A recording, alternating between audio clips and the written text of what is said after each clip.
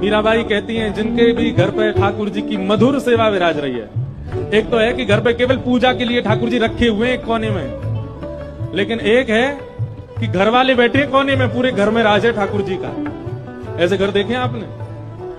हमने अधिकतर घर कैसे देखे हैं? पूरे घर में घर वाले, ठाकुर जी बैठे कोने में, छोटी सी जगह अलमारी में बैठे हैं। पर कई घर कैसे हैं? घर वाले हैं कोने में, पूरे घर में राज है ठाकुर जी का।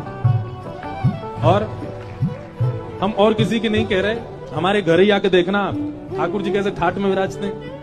और भी जहां रुके हुए वहां देखो कैसे ठाट में, पूरे घर पूरा वो फ्लोर ही ठाकुर जी ने अपना ही बना रखो है। ऐसे ही होना चाहिए। लेकिन याद रखना, जिनके घर पे ठाकुर जी कोने में बैठे हैं, इसका मतलब है वो केवल पुण्य के लिए ठाकुर जी को, अपनी कामनाओं के लिए ठाकुर जी की सेवा कर रहे हैं।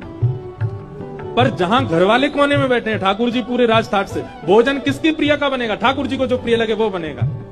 घर में क्या होगा? ठाकुर जी को जो प्रिय है वो होगा।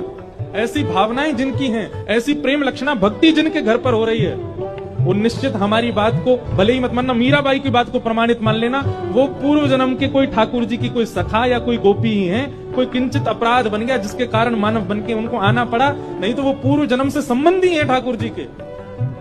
तभी ठाकुर जी को अपने सिर पर बैठा के रखा उन्होंने, हमारे माई श्यामाजू को राज।